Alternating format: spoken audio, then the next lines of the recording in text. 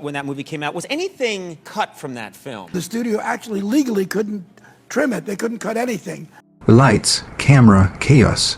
Welcome to an electrifying journey through Hollywood's wildest stories, where the past and present collide in a dazzling whirlwind of laughter, heartbreak, and star-studded spectacle. Ever wondered what it took to craft a comedy so audacious it rewrote the rules of cinema?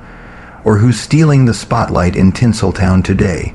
From music moguls to billionaire bashes, we're peeling back the curtain on Blazing Saddles, the 1974 masterpiece that shocked the world with its fearless humor, and pairing it with the hottest celebrity news rocking July 2025. From hidden bloopers and cut scenes to tragic losses and glamorous parties, this is Hollywood at its rawest, most riveting, and most unforgettable. So, grab your popcorn, get comfy, and let's ride through the glitz, grit, and glory of showbiz. Let's rewind to 1974, a year when America was navigating a perfect storm of turmoil. The Vietnam War had ended in a haze of national shame, leaving deep scars on the country's psyche. Watergate had exploded, shattering trust in government, with President Nixon teetering on the brink of resignation. The civil rights movement had secured hard-fought legal victories, but racism remained deeply entrenched, especially in Hollywood, where westerns glorified white cowboys as stoic heroes while relegating minorities to mere background noise. Into this charged atmosphere stormed Mel Brooks, a comedy genius with a knack for turning chaos into art. His weapon, Blazing Saddles, a satirical western that didn't just poke fun at the genre.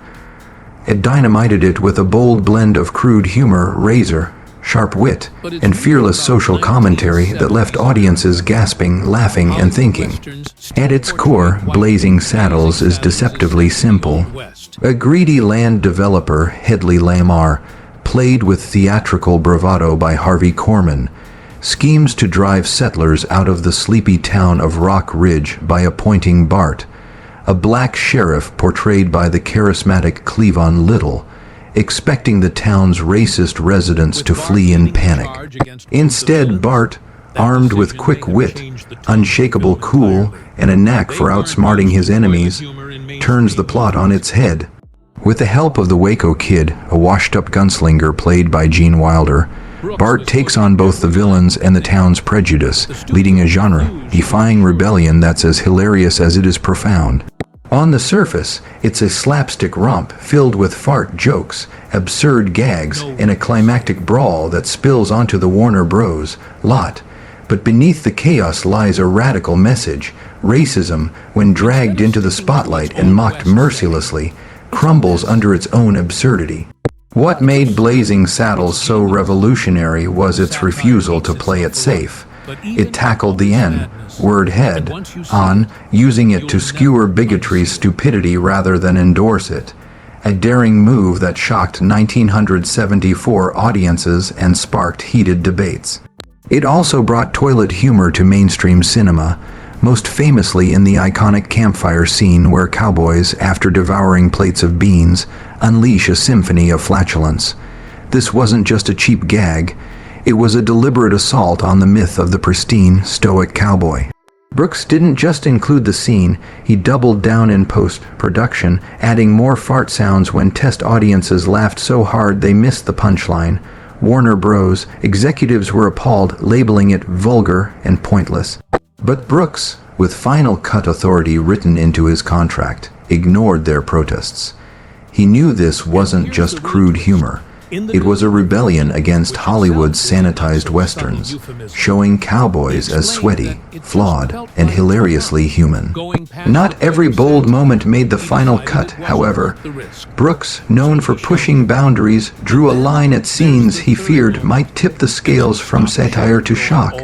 One such moment was a steamy exchange between Bart and Lily Von Tup, the sultry saloon singer played by the brilliant Madeline Kahn. In a deleted scene, set in Lily's candlelit dressing room after a dinner laced with cheeky innuendos, think Schnitzen. As a sly euphemism, the lights dim, and Lily purrs in her thick German accent. Is it true what they say about you people? How well you are built? After a tense pause, Bart delivers a deadpan zinger. "I hate to disillusion you, ma'am, but you're sucking on my arm." This line, tackling a racial stereotype with audacious humor, was cut after Brooks worried it might overshadow the film's satire. In a 2014 interview with Conan O'Brien, he reflected, "Maybe I got scared," admitting he might have pulled back too much. Other cuts included a suggestive line where Lily asks Bart to remove his ammunition belt, a clear double entendre dripping with innuendo, and early script drafts where she pushes further, asking to see for herself. The stereotype about black men, only for Bart to respond with cool, dismissive charm. These scenes walked a tightrope, blending race, sexuality, and satire in ways that could have been explosive, or explosive in the wrong way. Brooks later expressed regret, wondering if he'd overcorrected in his quest to balance humor with commentary. In interviews, he shared how he grappled with the decision, fearing audiences might misinterpret the jokes, or that they'd overshadow the film's broader message. What would Blazing Saddles have been with those moments intact? Would it still be the beloved classic it is, celebrated for its daring, or would it have been too much for 1974's audiences, risking backlash or obscurity? The question lingers, but it underscores Brooks' intent to tear down Hollywood's polite facade and expose racism as a ridiculous, flimsy construct propped up by fear, ignorance, and power. The production was as chaotic as the film itself. Warner Bros. Was so horrified by the final cut that they planned a limited release in a few cities, New York, Los Angeles, Chicago, hoping it would flop quietly and disappear. One executive called it career-ending. Another deemed it too crude for American tastes. But Brooks, fresh off an Oscar win for the producers, had the upper hand with his contract's final cut clause, meaning the studio couldn't alter a single frame without his approval. This was a filmmaker's dream and a studio's nightmare, as Blazing Saddles broke every rule in the book. Casting was another battleground. Richard Pryor, a co-writer whose biting humor shaped Bart's character, was the original choice for the role. His raw energy and fearless comedy would have set the screen ablaze, but Warner Bros. Refused to insure him due to his history with substance abuse, including a recent arrest for narcotics possession. Internally, one executive reportedly called him a known sniffer, a harsh label that blocked his casting. Brooks, forced to pivot, cast Cleavon Little, a Broadway actor with no major film credits. Little's polished, ironic delivery turned Bart into a legend, proving the studio's doubts wrong with a performance that balanced humor with gravitas. The role of the Waco Kid faced its own drama. Gig Young, an Oscar-winning actor, was cast as the washed-up gunslinger, but collapsed on set from alcohol withdrawal during his first scene, hanging upside down in a jail cell. Production screeched to a halt, and Brooks, furious, fired him immediately. In a panic, he called Gene Wilder, who'd starred in The Producers and shared a trusted creative bond. Wilder agreed instantly, flew to the set the next day, and brought a quirky, soulful charm that became the film's emotional anchor. His chemistry with Little was electric, grounding the chaos with a friendship that felt authentic and heartfelt. Their dynamic, built on improvisation and mutual trust, gave the film a soul that elevated it beyond mere comedy. Even John Wayne offered a cameo, passed, calling the film too blue for his clean-cut image, but promising to be first in line to see it. Wayne's reaction underscored how risky the film seemed to Hollywood insiders, who preferred predictability over Brooks' brand of improvisational madness. Then there's the accidental genius that defines Blazing Saddles. In the climactic battle, where the action spills from the fictional Rock Ridge onto the Warner Bros. Lot, a random pedestrian in a sweater wandered into the shot. Not an extra, not in costume, just a guy strolling by, oblivious to the cameras. Brooks, embracing the absurdity, kept him in, saying, "It's funny."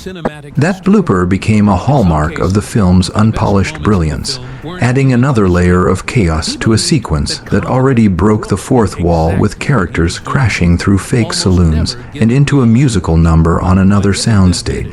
Another standout is the Yiddish-speaking Native American chief, played by Brooks himself, who delivers fluent Yiddish in a flashback scene where Bart's family is surrounded by warriors. It's surreal, hilarious, and a pointed jab at Hollywood's shallow portrayals of indigenous peoples, with one warrior even shouting "shabos" for extra absurdity. Brooks, whose Jewish heritage informed the scene, used it to mock Western tropes that reduced Native Americans to one-dimensional stereotypes, turning a potentially tragic moment into a comedic masterstroke. The film's opening theme, sung by Frankie Laine, is pure irony. Laine, a Western ballad legend known for serious, emotional vocals, thought he was recording for a dramatic epic, unaware of the film's comedic nature. His rich, heartfelt performance, paired with over-the-top lyrics filled with cliched Western imagery, makes the song a parody in itself. Brooks deliberately kept Laine in the dark, knowing the contrast between his earnest delivery and the absurd lyrics would amplify the humor. These moments, improvised lines, unexpected bloopers, and daring satire set Blazing Saddles apart. Actors thrived in Brooks' chaotic environment. Madeline Kahn improvised Lily's iconic "I'm Tired" performance, delivering it with breathy, off-key charm that became a fan favorite. Harvey Korman's theatrical Hedley Lamar, a nod to actress Hedy Lamarr who threatened to sue over the name, settled privately by Brooks, added depth to the satire with his Shakespearean flair. Alex Karras, a former NFL star, brought deadpan humor as Mongo, the brute who punches a horse and declares, "Mongo only pawn in game of life," becoming a lovable force of nature. Brooks' trust in his cast's improvisation was key. Cleavon Little's dry sarcasm and subtle reactions gave Bart an intelligence that emerged on set, often unscripted, while Gene Wilder's relaxed, off-hand delivery as the Waco Kid frequently strayed from the script, adding authenticity. The film's climax, where the action spills into a theater showing Blazing Saddles itself, was a groundbreaking self-aware ending, influencing later comedies like Deadpool and Ferris Bueller's Day Off. This wasn't just chaos for chaos' sake. It was controlled anarchy, wild enough to feel real but precise enough to land every punch. When Blazing Saddles hit theaters in February 1974, it defied expectations, grossing over $100 million and earning 3 Oscar nominations, including Best Supporting Actress for Khan. In 2006, it was added to the National Film Registry for its cultural significance, a testament to its lasting impact on comedy and social commentary.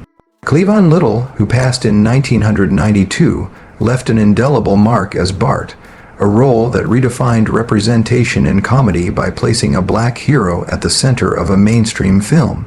Gene Wilder went on to star in Willy Wonka and the Chocolate Factory and other Brooks classics, cementing his status as a comedy icon. Madeline Kahn's Lily Von Sh. Tup became a cultural touchstone, her performance a masterclass in comedic timing. Brooks himself became a titan, later adapting The Producers into a Broadway smash that won multiple Tonys. Blazing Saddles remains a masterclass in using humor as a weapon, cutting through prejudice and hypocrisy with laughter that challenges the status quo. Its influence echoes in modern satire, proving that comedy can be both hilarious and revolutionary.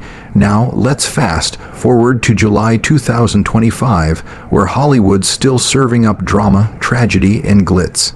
First, a heartbreaking loss. Julian McMahon, beloved for his roles in Charmed and Nip/Tuck, passed away on July 2 at 56 after a private battle with cancer. His wife, Kelly Paniagua, confirmed to Good Morning America source, Yahoo Entertainment. McMahon's portrayal of Cole Turner in Charmed made him a heartthrob, blending demonic edge with romantic depth as a demon-turned hero. His role as Christian Troy in Nip/Tuck earned critical acclaim for its nuanced take on a flawed plastic surgeon, navigating moral complexity with charisma. He also starred as Johnny Blaze's nemesis in Fantastic Four and led FBI Most Wanted as Jess Lacroix, showcasing his versatility across genres. Fans on X flooded the platform with tributes. One writing, "Julian's smile lit up every scene. Rest in peace." Another shared, "His work in Nip/Tuck was groundbreaking. Such a loss." McMahon died peacefully in Clearwater, Florida, surrounded by loved ones, leaving behind his daughter, Madison, and a legacy that resonates across television and film. Just days later, another tragedy struck. Sophia Hutchins, Caitlyn Jenner's close friend and manager, died in a horrific ATV accident near Jenner's Malibu home on July 4, 2025, at just 29, per Hollywood Life source Hollywood Life. Hutchins lost control of the vehicle on a rugged trail, leading to a fatal crash. Emergency responders were unable to save her, and she was pronounced dead at the scene. A prominent transgender rights advocate, Hutchins was often seen with Jenner at high-profile events, sparking rumors about their relationship, though they clarified they were friends and colleagues. Jenner, reportedly devastated, has remained silent publicly, retreating to grieve privately. An ex-post captured the collective grief. "Sophia was a beacon of light and inspiration. This is heartbreaking." Another user wrote, "Her advocacy changed lives. Gone too soon." The accident has prompted renewed calls for stricter ATV safety regulations, with experts highlighting the dangers of recreational vehicles on uneven terrain. Hutchins' vibrant presence and tireless work for transgender rights left a lasting impact, and her loss is felt deeply in the community. On a brighter note, Cardi B is setting 2025 on fire with her unstoppable energy. Spotted in Paris on July 5, she was hyping her second studio album, set for release on September 19, according to Just Jared's source. Just Jared. Rocking a stunning form-fitting blue dress, Cardi greeted fans outside her hotel, which was decked out with decorations celebrating her new single, Outside. She posted on social media, "Paris is showing mad love for my new track." The album, following her chart, topping Invasion of Privacy, promises bold beats, fierce lyrics, and the unapologetic swagger that's made her a global icon. Fans on X are buzzing with anticipation, one tweeting, "Cardi's about to dominate 2025 with this one." Another wrote, "Can't wait for Outside to drop. Cardi never misses. Her fearless style and knack for delivering hits keep her at the forefront of the music industry, and this release could cement her as a legend." With collaborations rumored to include top artists like Megan Thee Stallion and Drake, the album is poised to be a cultural moment. Meanwhile, billionaire Robert Kraft threw a 4th of July bash that lit up the Hamptons like a Hollywood blockbuster. Held at his sprawling mansion to celebrate Saudi Arabian producer Mohammed Al Turki's birthday, the party drew an A-list crowd, including Tom Brady, Naomi Campbell, Dakota Johnson, and Kate Hudson, per Daily Mail source, Daily Mail. Elton John took the stage, belting out his greatest hits like Rocket Man and Tiny Dancer, while fireworks illuminated the night sky. Guests savored gourmet cuisine, from lobster rolls to caviar, paired with fine wines and craft cocktails. X posts captured the glamour, with one user sharing a photo of Johnson and Hudson in a warm embrace, captioned "Party of the Century." Another wrote, "Elton John at Kraft's bash, iconic." Kraft, the New England Patriots owner, is known for his lavish events, and this one was a masterclass in excess, blending old-school Hollywood charm with modern star power. The night was a celebration of connection and creativity, reminding us why Hollywood parties are the stuff of legend. Finally, Brad Pitt stirred controversy with a surprisingly candid comment in a recent interview, saying, "I've never had a gay experience. I missed that window," as reported by People Source People. The remark sparked a firestorm of reactions. Some fans on X praised his honesty, with one writing, "Brad's just keeping it real, no filter," while others questioned its necessity, one tweeting, "Why say that, Brad? Not everything needs to be shared." Another user added, "Love Pitt," but that comment was random. Known for his private nature, Pitt's openness was a rare move, especially as he promotes a new film set to release later this year. The comment has fueled debates about celebrity, transparency, personal boundaries, and public expectations in an era where every word is scrutinized. Pitt, a Hollywood heavyweight with a career-spanning Fight Club to Once Upon a Time in Hollywood, remains a magnetic figure, and this moment only adds to his complex public image. With upcoming projects generating buzz, he continues to command attention, proving his star power endures. As we wrap this epic journey through Hollywood's past and present, let's reflect on what ties these stories together. Blazing Saddles showed us that comedy can be a weapon, cutting through prejudice and hypocrisy with laughter that challenges the status quo. Its fearless spirit lives on in the improvisational brilliance of its cast and the audacity of its message, proving that humor can spark change. Today's headlines, from the heartbreaking losses of Julian McMahon and Sophia Hutchins to Cardi B's unstoppable rise and Robert Kraft's star-studded extravaganza, remind us that Hollywood is a place of passion, risk, and reinvention. Brad Pitt's candid comment, sparking debate and headlines, underscores the power of a single moment to shift the narrative. Whether it's a film that broke every rule in 1974 or a party that lit up the Hamptons in 2025, these stories capture the magic and madness of fame. So, what's next for Tinseltown? Stick with us to find out, because in Hollywood, the spotlight never dims and the drama never sleeps. Thanks for joining us. See you next time for more tales from the heart of showbiz.